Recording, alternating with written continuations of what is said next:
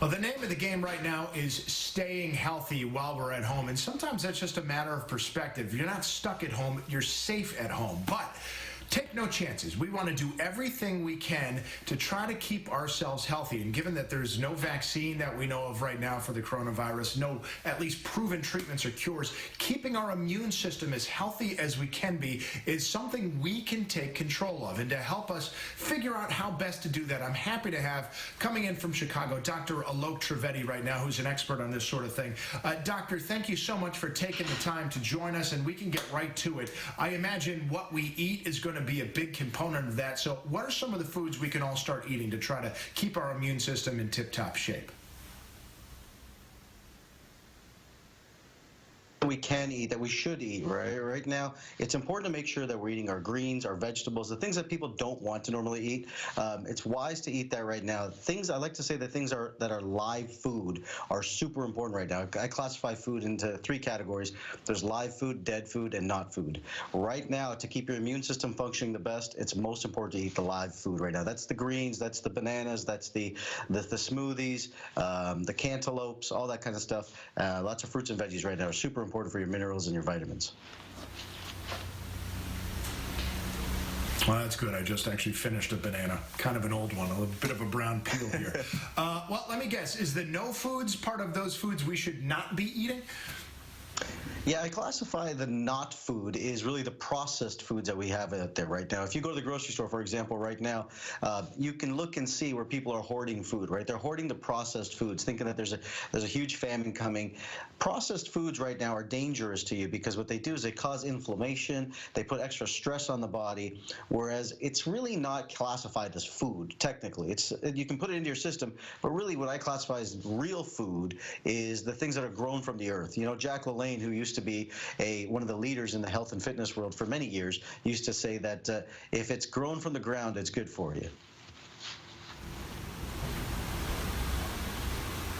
LaLanne, boy, that's a name I haven't heard in a long time. And of course, you can understand why people are trying to stockpile those foods because they're non-perishable. But those perishable foods, as you said, doctor, they're still there. The food supply chain seems to be strong. There's no reason why people can't go out once every 2 weeks and try to at least stockpile as many of those foods as they can. Now, talk to me also about what a physical component to trying to keep our immune system healthy would look like. Yeah, absolutely, Tim. The world right now has gone to this high-intensity training, right? The fitness and athletic and getting lean and getting abs and all that's gone to the high-intensity training world. But I think right now it's important for people to do aerobic exercise. What that means, I'll give you a couple examples of that. Maybe going for a walk for 30 minutes or a light jog for 30 minutes, 20, 30 minutes. What happens when we create aerobic exercise is that we get more oxygen into our body. And that oxygen is important for our immune system to build and grow. So it's super important right now to make sure that we're doing exercise, walking. Nothing too intense is needed. Just simply movement is important. Now, this is what I'm most curious about. I know sometimes when we work ourselves a little too hard, we're a little low on sleep or a little stressed out, it certainly seems, at least anecdotally, that we seem to be more likely to come down with a cold, come down with even just catch a virus that maybe our bodies would have fought off otherwise. Is there a good psychosomatic element to how sensitive or strong our immune systems are at any given point in time? There's 100% correlation to that, right? And some of the things that I teach people, that I tell people get through with that is, you can meditate.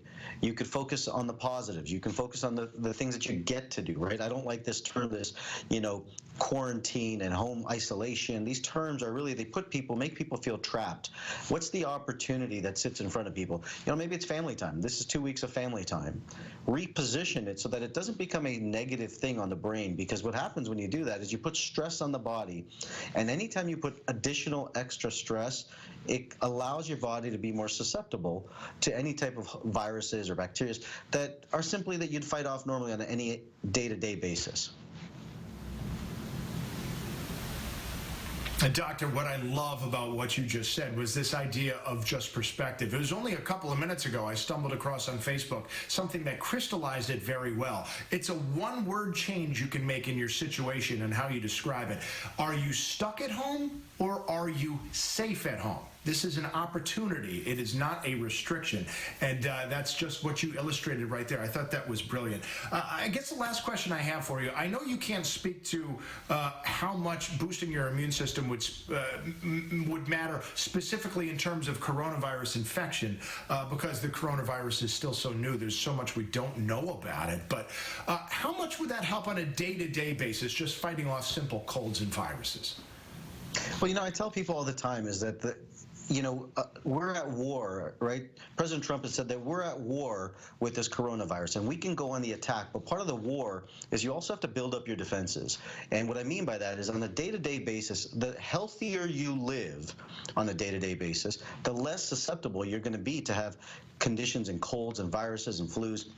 And besides the coronavirus, this is a great opportunity for everyone to really take a step back and reevaluate their health. And are they doing the habits, the actions, and behaviors that are truly healthy for them long term?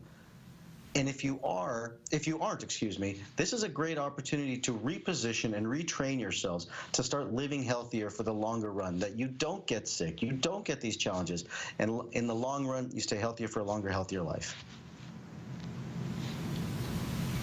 Yeah, a lot of us wanted to try to make our lives a little less busy. Granted, this is not how we wanted to have it done, but it's a chance. And as you said, Doctor, it's an opportunity. Thank you so much for taking the time to join us today, Doctor. Thank you.